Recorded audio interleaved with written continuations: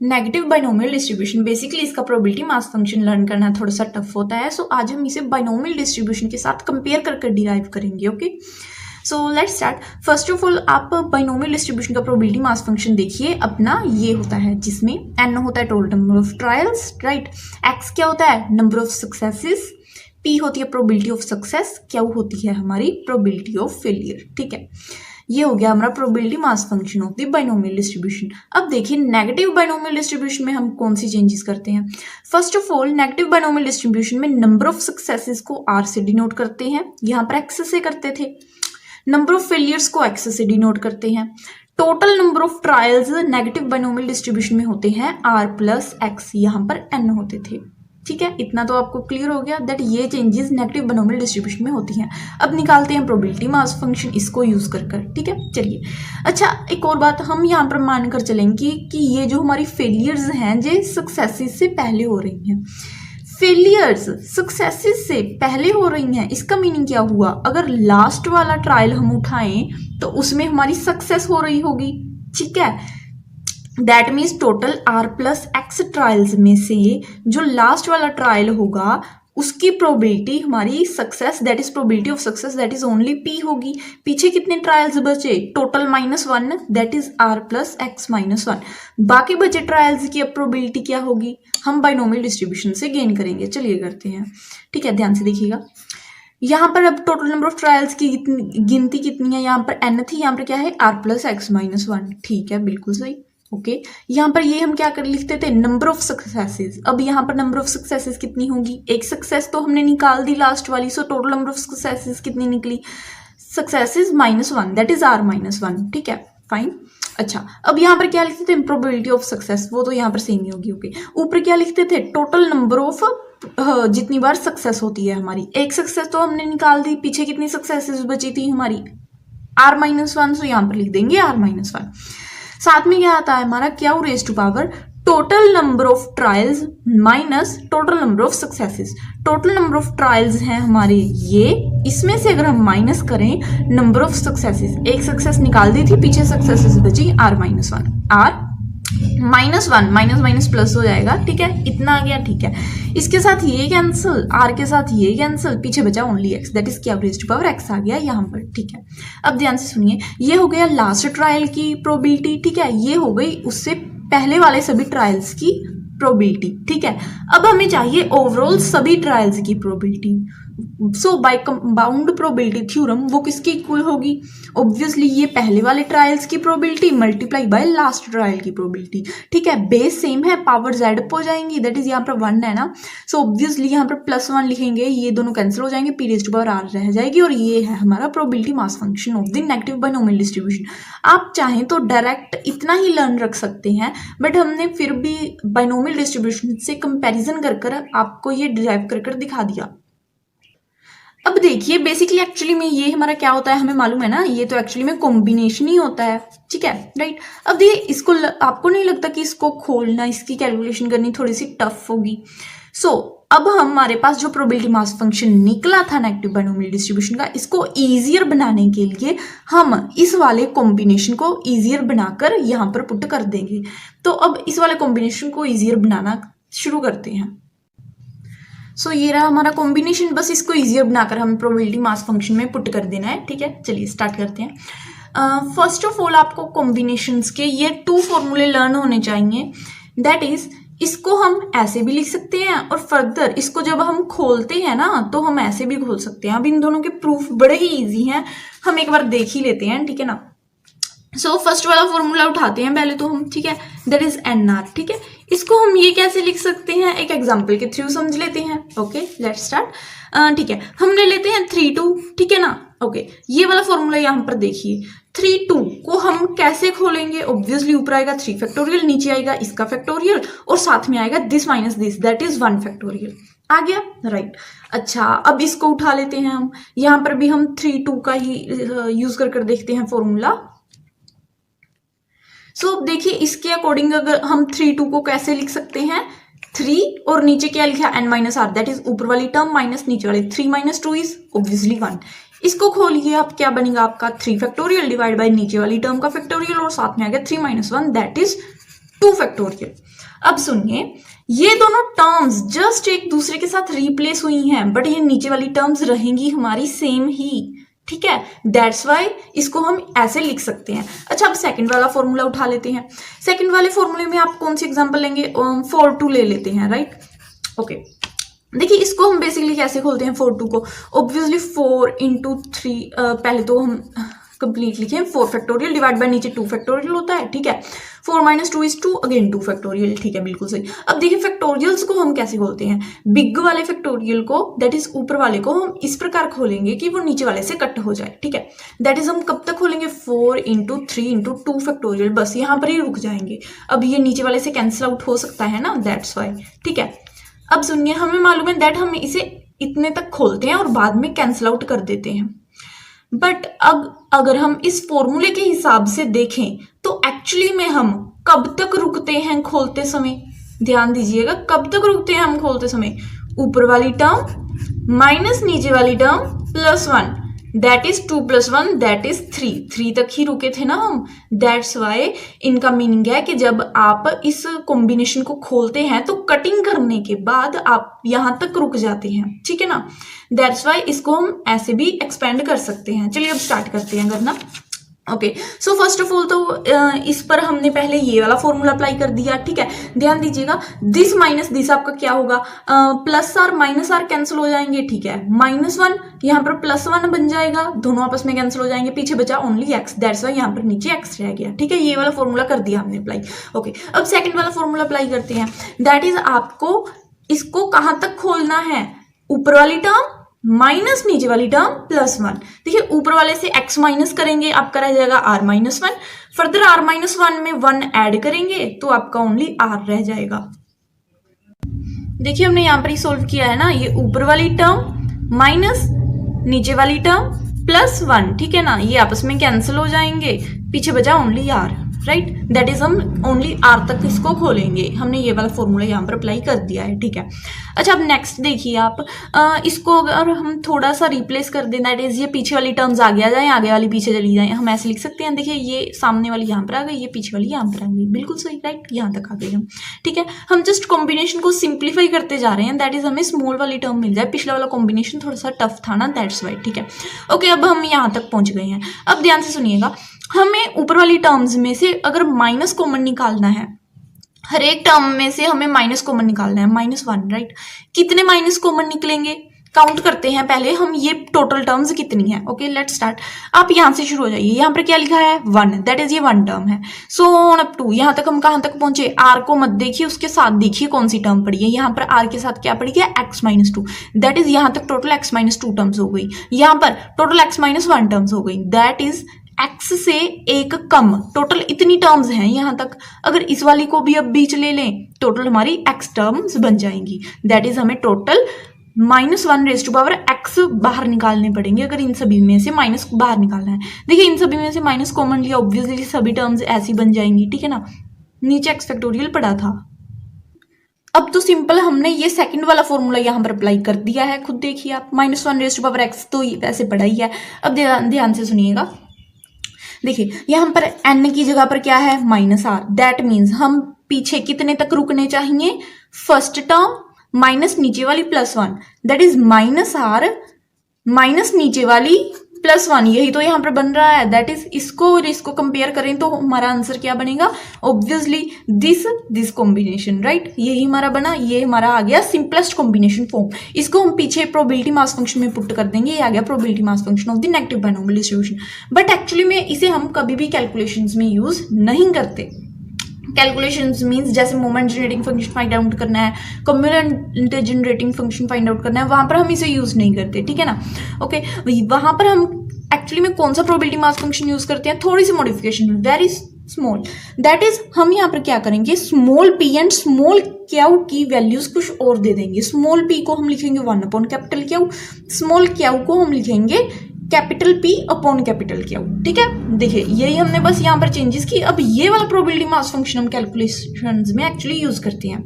अच्छा, अब सुनिएगा, हमें small p plus small Q का मालूम है, इन दोनों के एडिशन 1 होता है। वैसे Q - P की सब्ट्रैक्शन 1 की इक्वल होती है, ठीक है। एंड मोर ओवर इस प्रोबेबिलिटी मास फंक्शन को हम कंबाइन अप कर इस फॉर्म में moment generating function of negative binomial distribution. Moment generating function को हम डिनोट करते हैं mxt के साथ और इसकी डेफिनेशन क्या होती है, expectation of e raise to power tx। Okay, अब एक्सपेक्टेशन की डेफिनेशन यहाँ पर लगा देंगे, दैट इज जिस टर्म की एक्सपेक्टेशन निकाल रहे हैं वो टर्म और साथ में आएगा probability mass function of the negative binomial distribution. ठीक है, ओके, सो अब probability mass function of the negative binomial distribution हमारा ये होता है। ठीक है, ये हमने यहाँ पर लिख दिया।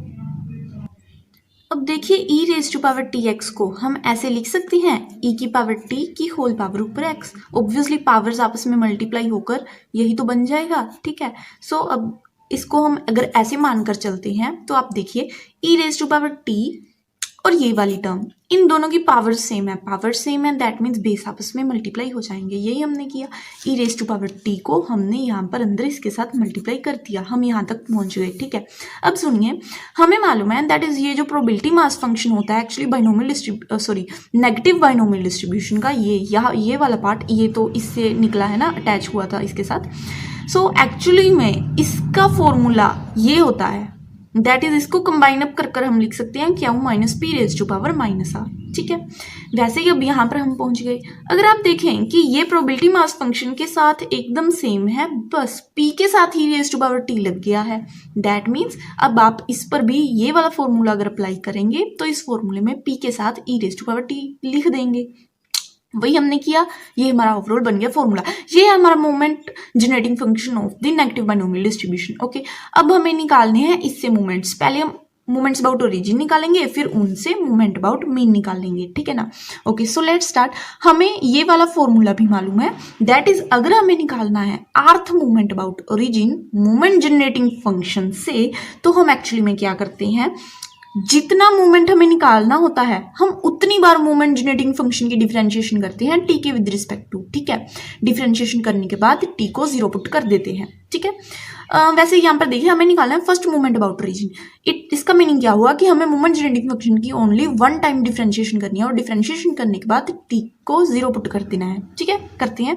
देखिए इसकी 1 टाइम डिफरेंशिएशन करेंगे हम, हमारे पास क्या आएगा, ऑब्वियसली पावर पहले तो आगे आ जाएगी। ठीक है, पावर में से 1 सब्ट्रैक्ट हो जाएगा। ठीक है, ये वाली टर्म एज इट इज अंदर वाली ऐसे ही आ जाएगी। ठीक है, और साथ में क्या आएगा, इस अंदर वाली टर्म की डिफरेंशिएशन जो हमारी क्या बनेगी, obviously minus p e raise to power t, यहाँ पर आ गई। ठीक है, अब यहाँ पर t को 0 पुट कर दीजिए, डिफरेंशिएशन तो हमने कर ली ना। देखिए ध्यान से देखिए, t को जब 0 पुट करेंगे क्या आएगा हमारे पास, पहले तो ये दोनों माइनस माइनस प्लस हो जाएंगे, that is r and capital P, ये दोनों तो आएंगे ही। आगे देखते हैं, e raise to power t, e raise to power 0 हो जाएगा, दैट इज 1, इसको तो हम लिखेंगे नहीं। ओके, आगे आ जाइए। नेक्स्ट इज यहाँ पर भी e रेज़ टू पावर 0 होगा, 1 हो जाएगा, दैट इज हमारे पास आ जाएगा q माइनस p की पावर ये, और हमें मालूम है capital Q minus capital P की वैल्यू हमेशा ही 1 होती है। ठीक है, अगर हम स्मॉल क्यू पी की बात करें जो हम बाइनोमियल डिस्ट्रीब्यूशन में यूज करते थे, उनका फॉर्मूला ये होता था, that is small q plus p is equal to 1, but capital Q P में थोड़ा सा डिफरेंट हो जाता है, that is capital Q minus capital P is equal to 1। ठीक है, दैट इज हमारा overall first moment about origin ये निकल गया। ठीक है, और इसको हम मेन भी बोलते हैं। अब निकालते हैं second moment about origin, that is अब हम मोमेंट जनरेटिंग फंक्शन की 2 टाइम्स डिफरेंशिएशन करेंगे और 0 पुट कर देंगे। 2 टाइम्स डिफरेंशिएशन करनी है। देखिए एक बार तो हमने डिफरेंशिएशन ऑलरेडी की हुई थी। ओके, सो अब हम इसको ही उठा लेते हैं, एक बार की हुई है, अगर एक बार इसको और कर दें टी के साथ 2 टाइम्स हो जाएगी, राइट। ओके, सो इसको उठा लेते हैं और इसकी डिफरेंशिएशन करते हैं। ध्यान से सुनिए अब, ओके, माइनस आर तो साथ में आएगा ही आएगा। ये दोनों फंक्शंस आपके टी के फंक्शंस हैं। ठीक है, दैट मीन्स अब इन दोनों के ऊपर अगर हमें डिफरेंशिएशन करनी है तो हमें मल्टीप्लिकेटिव फॉर्मूला यूज करना पड़ेगा। दैट इज एक बार हम क्या करेंगे, हम ये वाला फंक्शन, देखिए इसको फर्स्ट मान लेते हैं, इसको सेकंड। ओके ओके, सो एक बार हम क्या करेंगे, सेकंड फंक्शन को हम एज इट इज रखेंगे और फर्स्ट फंक्शन की करेंगे डिफरेंशिएशन। देखिए क्या होगी इसकी differentiation, obviously minus P raise to power T ही आ जाएगी, ठीक है।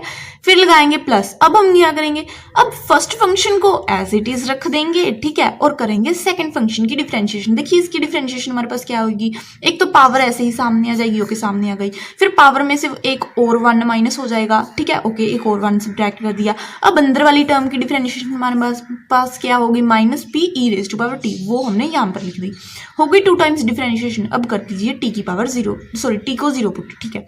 अब देखिए आंसर कैसा मिलेगा हमारे पास, minus minus plus that is RP, तो आंसर में आएगा ही आएगा, ठीक है। आगे बढ़ जाते हैं, E raise to power 0 is 1, हमें कुछ नहीं लिखना इसका। यहाँ पर E raise to power 0 1 that is Q minus P, उसकी वैल्यू 1 होती है। 1 की पावर कुछ भी हो हमेशा आंसर 1 नहीं आता है, दैट इज हमें इस वाली टर्म में से केवल ये 2 मिली, ठीक है, हमने लिख लिया। नेक्स्ट प्लस, आगे यहाँ पर देखिए माइनस माइनस प्लस, ठीक है, दैट इज आर, आर हमने यहाँ पर लिख लिया प्लस आर, ठीक है। अब आगे देखिए यहाँ पर ई रेज टू पावर, यहाँ से हमें पी मिलेगा, ठीक है। अब यहाँ पर देखिए ई रेज टू पावर 0 1, हमें कुछ नहीं लिखना। नेक्स्ट यहाँ पर देखिए ये वाला जो माइनस था और ये वाला इसमें से अगर माइनस कॉमन निकाल लें हम, अंदर प्लस वाली टर्म्स बन जाएंगी और ये दोनों माइनस में आपस प्लस हो जाएंगे, ठीक है। और हमारे पास ये टर्म आएगी आर प्लस वन लिख ली। यहाँ से हमारे पास p बचा हुआ था एक जो हमें लिखना था, ठीक है। यहाँ पर देखिए E raise to power 0 is 1 and Q minus P is always 1, right. So इसका आंसर 1 आ जाएगा। ये वाली टर्म बची, यहाँ पर देखिए E raise to power 0 is 1 and minus minus तो इसके प्लस हो गए थे, ठीक है। दैट मीन्स कैपिटल P रह जाएगा ओनली, एक यहाँ से बचा और एक यहाँ से बचा, दोनों को मिलाकर हो गई स्क्वायर हमारी। ये आ गया सेकंड मोमेंट अबाउट ओरिजिन। अब हमें निकालना है सेकंड मोमेंट अबाउट मीन, जिसे हम वेरिएंस भी बोलते हैं। अब हम ये वाला फॉर्मूला यूज कर निकाल सकते हैं, right. That is second moment about origin minus first movement about origin की स्क्वायर, ठीक है। सेकंड मूवमेंट अबाउट ओरिजिन हमारे पास ये निकला था, इसकी पूरी कैलकुलेशन कर लेते हैं, पूरा खोल देते हैं। That is R P, okay. R and P की स्क्वायर को दोनों के साथ अगर मल्टीप्लाई करेंगे अंदर तो हमारे पास ये 2 टर्म्स आ जाएंगी। And first movement about origin की अगर स्क्वायर करेंगे तो हमारे पास ये आ जाएगा। ये दोनों हो गए आपस में कैंसिल, हमारे पास ओवरऑल आंसर ये दोनों टर्म्स बची। इन दोनों टर्म्स में से अगर हम आर पी कॉमन निकाल लें हमारे पास आ जाएगा आर पी 1 प्लस पी, ठीक है। अब देखिए 1 प्लस पी की वैल्यू क्या होगी, यहाँ से निकाल लेते हैं हम, ठीक है। यहाँ से देखिए पी अगर उधर चला गया हमारे पास आ जाएगा q is equal to 1 plus p, that is इसकी वैल्यू कैपिटल क्यू होगी, वो हमने यहाँ पर लिख लिया, ठीक है। दैट मीन्स हमारे पास निकल गया second moment about mean, okay. Deduction of moments of negative binomial distribution from those of the binomial distribution. That means अगर आपको binomial distribution के moments मालूम है तो आप उनसे नेगेटिव बाइनोमियल डिस्ट्रीब्यूशन के कैसे फाइंड आउट कर सकते हैं विदाउट एनी कैलकुलेशन, ठीक है। Let's start. देखिए बेसिकली हमें इसे करना क्या है, आपको पहले तो इन दोनों डिस्ट्रीब्यूशंस के moment generating functions find out कर लेने हैं, ठीक है। अच्छा, उसके बाद क्या करना है, इन दोनों मोमेंट जनरेटिंग फंक्शन को आपस में कंपेयर करना है। कंपेयर करने से आपको क्या मिल जाएगा, आपको मालूम पड़ जाएगा कि बाइनोमियल डिस्ट्रीब्यूशन के मोमेंट्स में ऐसी कौन सी चेंजेस करनी है कि आपको नेगेटिव बाइनोमियल डिस्ट्रीब्यूशन के मोमेंट्स मिल जाएं, ठीक है। करते हैं स्टार्ट। अब देखिए नेगेटिव बाइनोमियल डिस्ट्रीब्यूशन का मोमेंट जनरेटिंग फंक्शन हमारा ये होता है और बाइनोमियल डिस्ट्रीब्यूशन का हमारा मोमेंट जनरेटिंग फंक्शन ये होता है, ठीक है। यहाँ पर हमने वेरिएट एक्स लिया था, यहाँ पर वेरिएट वाई ले लिया, थोड़ी सी चेंजेस कर दी। फर्दर वैसे ही बाइनोमियल डिस्ट्रीब्यूशन में वैसे ही हम स्मॉल पी स्मॉल क्यू लेते थे, बस यहाँ पर हमने डैशेज यूज कर ली small P and small Q के साथ कि हमारी कंफ्यूजन ना हो पाए, ठीक है ना। ओके दोनों के मोमेंट जनरेटिंग फंक्शन हमें मालूम है ये होते हैं, ये दोनों हमने कैलकुलेट किए हुए हैं। आप हमारी चैनल की डिस्क्रीट डिस्ट्रीब्यूशन वाली प्लेलिस्ट में जाकर चेक कर सकते हैं, ठीक है। अब इन दोनों मोमेंट्स को मोमेंट जनरेटिंग फंक्शंस को जरा कंपेयर कीजिए, आपके पास क्या आएगा, देखिए this is equal to this आ जाएगा, राइट। वैसे ही this is equal to this आ जाएगा, राइट। और ये दोनों तो सेम ही है, that is this is equal to this आ जाएगा। इससे आपको मालूम पड़ गया दैट इज बाइनोमियल डिस्ट्रीब्यूशन के मोमेंट्स हैं जो, ठीक है। वहां पर इन 3 वैल्यूज की जगह आप अगर ये 3 वैल्यूज लिख दें आपको नेगेटिव बाइनोमियल डिस्ट्रीब्यूशन के मोमेंट्स मिल जाएंगे। चलिए देखते हैं। बाइनोमियल डिस्ट्रीब्यूशन का मीन हमारा ये होता है जिसको हम न्यूवन डैश भी बोलते हैं, ठीक है ना। ओके अब इस पर इन दोनों की वैल्यूज अगर आप ये 2 लिख दें आपको मिल जाएगा नेगेटिव बाइनोमियल डिस्ट्रीब्यूशन का मोमेंट, राइट। चलिए आगे बढ़ते हैं। अच्छा वैसे ही अब बाइनोमियल डिस्ट्रीब्यूशन का वेरिएंस जिसे हम न्यू 2 भी बोलते हैं, that is moment second moment about mean, ठीक है, वो हमारा ये होता है। यहाँ पर भी आप एन पी क्यू की जगह पर ये 3 वैल्यूज लिख दीजिए, आपको मिल जाएगा नेगेटिव बाइनोमियल डिस्ट्रीब्यूशन का सेकंड मोमेंट अबाउट मीन, ठीक है। अच्छा, वैसे third moment about mean binomial distribution का ये होता है, वैसे हमने एनपी की की जगह पर बस ये 3 वैल्यूज लिख दी, ठीक है ना, हमारा कैलकुलेट कर ये बन गया नेगेटिव बाइनोमियल डिस्ट्रीब्यूशन का थर्ड मोमेंट अबाउट मीन। वैसे fourth moment about mean binomial distribution का हमारा ये होता है, यहाँ पर भी एनपी की जस्ट वैल्यूज ही चेंज की, ओके, और हमारे पास आ गया नेगेटिव बाइनोमियल डिस्ट्रीब्यूशन के fourth moment about mean, right. Probability generating function of negative binomial distribution, इसको हम डिनोट करते हैं pxx के साथ, ओके, और इसकी डेफिनेशन क्या होती है, expectation of s raise to power x, ठीक है। एक्सपेक्टेशन की डेफिनेशन यहाँ पर अप्लाई कर देते हैं, दैट इज जिस टर्म की एक्सपेक्टेशन निकाल रहे हैं वो वाली टर्म, और साथ में आएगा probability mass function of the negative binomial distribution. अब probability mass function of negative binomial distribution की डेफिनेशन ये है, हम ये यहाँ पर लिख देंगे, ठीक है, बिल्कुल सही। अब देखिए आप, पावर्स हमारी सेम है, दैट मीन्स बेस आपस में मल्टीप्लाई हो जाएंगे, यही हमने किया, बेस मल्टीप्लाई कर दिए, हम पहुंच गए यहाँ तक। अच्छा, अब देखिए एक्चुअल में probability mass function of the negative binomial distribution को हम कंबाइन अप कर ऐसे भी लिख सकते हैं, ठीक है।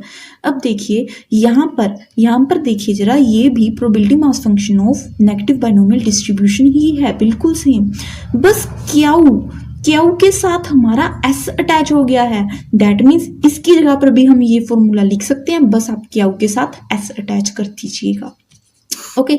ये आ गया हमारा probability generating function of the negative binomial distribution, okay. अच्छा, अब वैसे ही देखिए इन दोनों की हैं पावर सेम, ये पावर हमारी नेगेटिव में है, दैट इज इसे हम लिख सकते हैं 1/1 माइनस QS, राइट, की पावर r, ठीक है, पावर सेम है, सो इसे हम ऐसे भी लिख सकते हैं। Poisson distribution as a limiting case of the negative binomial distribution.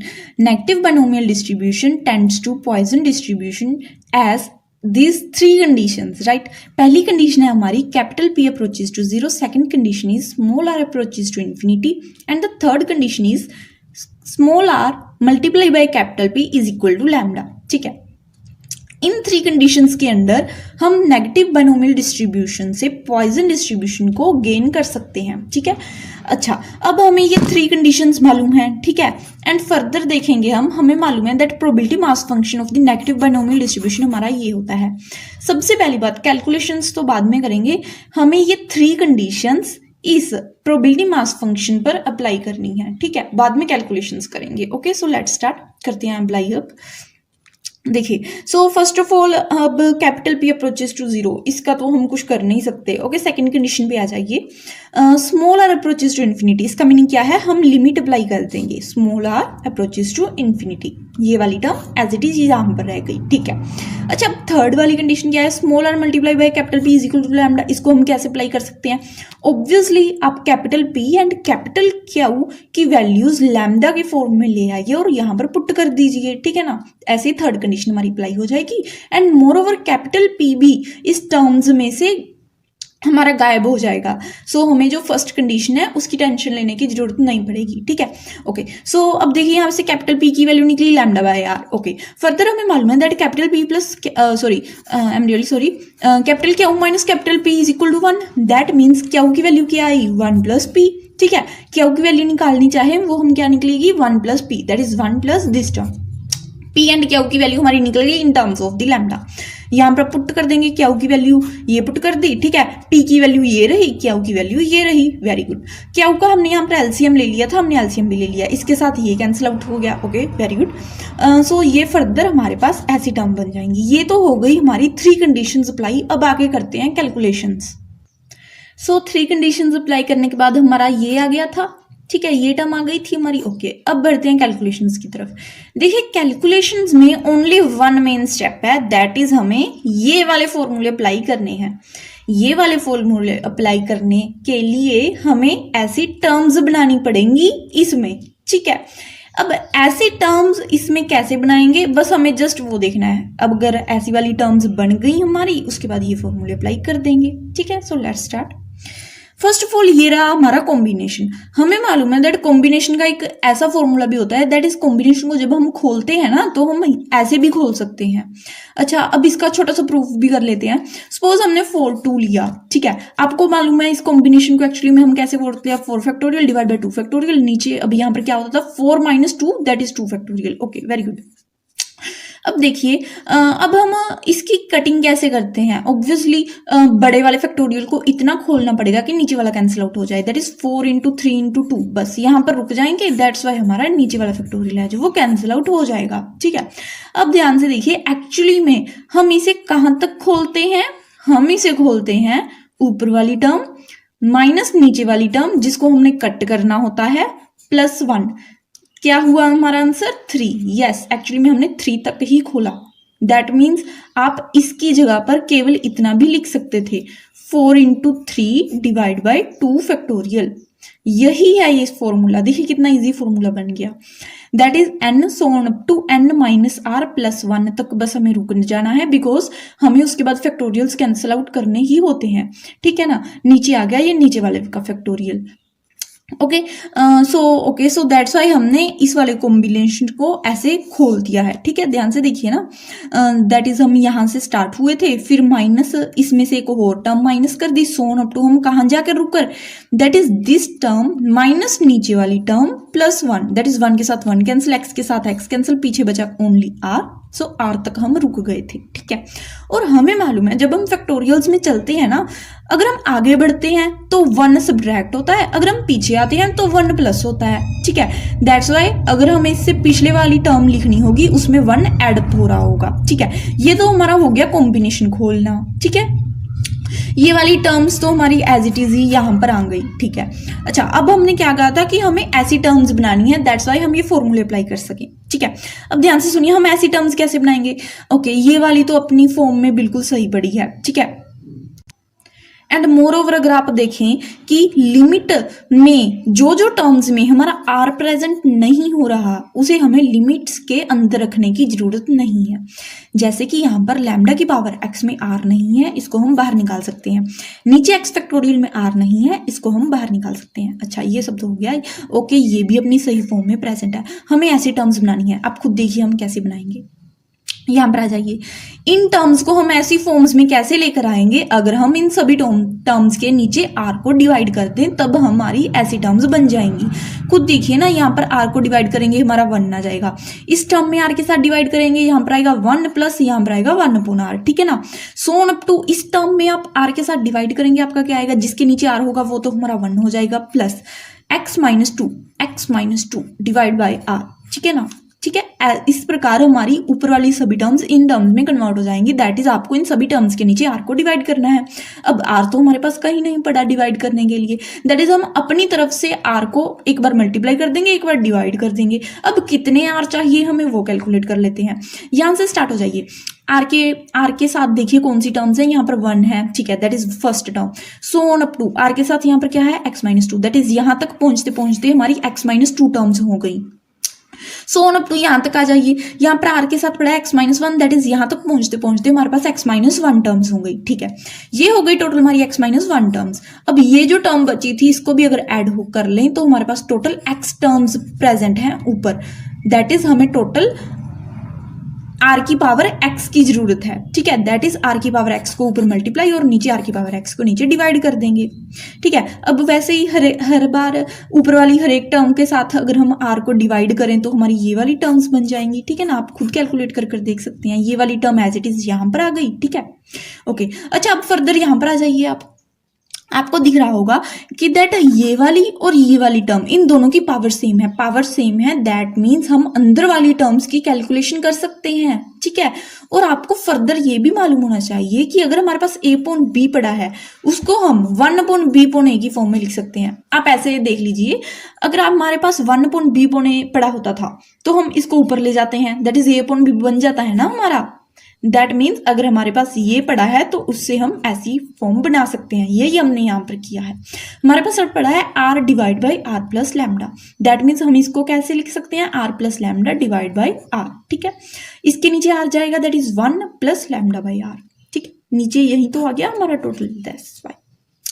ये वाली टर्म्स हमारी बन गई, बस लिमिट्स का फॉर्मूला अप्लाई कर देते हैं। लिमिट्स का फॉर्मूला कैसा होता है, हमें जस्ट चेक करना है कि ये क्या ये दोनों टर्म्स आपस में सेम है, ठीक है। प्लस नेगेटिव का साइन नहीं देखना, जस्ट देखना है क्या ये दोनों टर्म्स आपस में सेम है। अगर ये सेम हुई तो हमारा आंसर क्या निकलेगा, E raise to power what, E raise to power this term. अगर यहाँ पर माइनस का साइन है तो माइनस का साइन साथ में लगा देंगे, ठीक है। बट अगर दोनों तरफ प्लस प्लस का साइन है तो हमारा आ जाएगा E raise to power this term, that is minus of the lambda, ठीक है। सो यही फॉर्मूला हमने यहाँ पर सभी जगह पर अप्लाई किया है। ध्यान से देखिए, इन सभी की पावर 1 है, दैट मीन्स ये तो सेम ही नहीं है। अगर ये दोनों आपस में सेम ना हो तो हमारा आंसर 1 आ जाता है, ठीक है।